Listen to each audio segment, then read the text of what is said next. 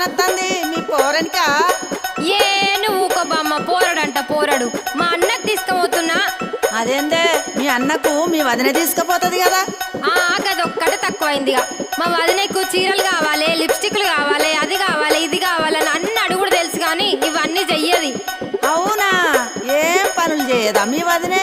ఇంతకు ఏమేమి అడుగుతుందో జర చెప్పరాదు.